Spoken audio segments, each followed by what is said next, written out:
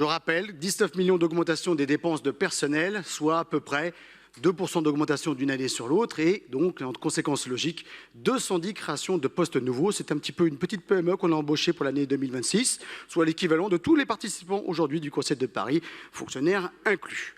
Mais évidemment, cette augmentation est somme toute très banale et modeste, 20 millions d'euros. Qu'est-ce que c'est quand on regarde l'ensemble de l'œuvre de la municipalité actuelle, celle d'Anne Hidalgo et d'Emmanuel Grégoire? Quand on voit que sur le temps long, c'est en réalité 19% d'augmentation des dépenses de personnel, c'est absolument considérable. 250 millions de coûts induits par l'absentéisme, 74 millions d'euros de coûts induits par la non-application des 35 heures, et j'en passe, tous accumulés, à peu près une augmentation, Madame Polski, de 35% des effectifs de la ville de Paris, alors qu'au même moment, la ville de Paris a perdu 45 000 habitants.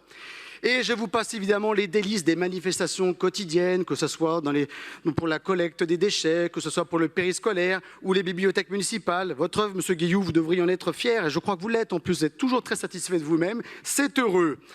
Tout ça, malheureusement, on pourrait en sourire.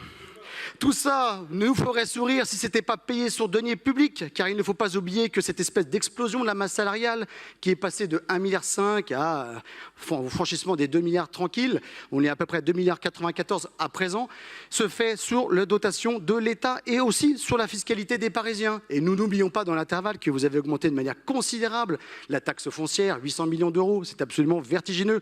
Et sans compter évidemment l'ensemble du racket que vous organisez à Paris, comme le harcèlement de rue des automobilistes que vous détroussez à chaque stationnement. Je voudrais dire, mes chers collègues, que si nous n'arrêtons pas cette collectivité folle, cette majorité improbable, eh bien c'est pire ce qui arrivera. Car, à n'en pas douter, à l'issue d'un prochain mandat, nous atteindrons les 60 000 agents dans la fonction publique parisienne, c'est considérable et c'est en gros entre 500 et 800 millions d'augmentation de la pression fiscale sur les Parisiens qui évidemment sera répercutée sur la taxe foncière qui ne manquera pas encore une fois de dédoubler comme elle le fut lors de ce mandat et ce qui fera fuir évidemment l'ensemble des classes moyennes.